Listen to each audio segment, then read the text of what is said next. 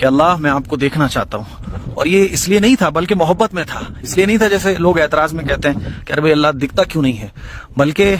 اللہ کی محبت میں تھا۔ قال ربی، جی کہ جتنے نبی گزرے ہیں جی جی اللہ کے نبی صلی اللہ علیہ وسلم کی شان تو الگ ہی، میرے آقا کی شان سب سے نرالی ہے،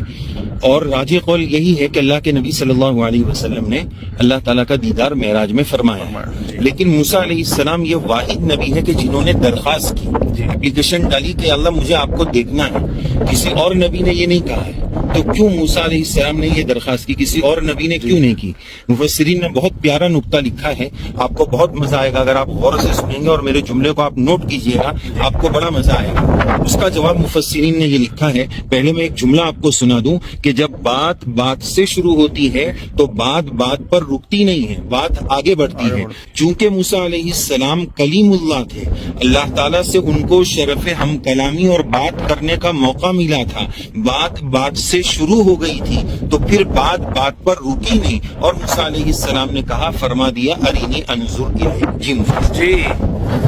تو اللہ تعالیٰ نے فرمایا قال لن ترانی، تو مجھے نہیں دیکھ سکتے، ولكن انظر الى الجبل فان استقر مكانه فسوف ترانی۔ دیکھو آپ دیکھو کہ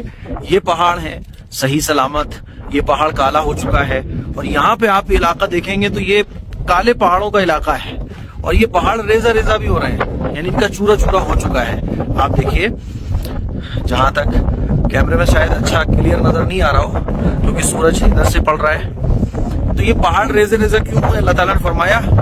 وَلَكِنِ انظُرْ إِلَى الْجَبَلِ فَإِنِ اسْتَقَرَّ مَكَانَهُ فَسَوْفَ تَرَانِي، کہ تم مجھے نہیں دیکھ سکتے، لیکن ایسا کرو کہ تم مجھے کیوں نہیں دیکھ سکتے؟ کیونکہ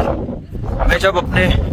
تجلی ڈالوں گا اس پہاڑ پر تو یہ پہاڑ اگر ثابت قدم رہتا ہے، یہ پہاڑ باقی رہتا ہے، تو تم مجھے دیکھ سکتے ہو، ورنہ نہیں دیکھ سکتے۔ اور قرآن مجید میں اللہ تعالیٰ نے ایک جگہ اس کی وضاحت بھی فرما دی ہے کہ لا تدرکہ الابصار وہو یدرک الابصار۔ ہاں، یہ نعمت جنت میں جانے کے بعد ملے گی۔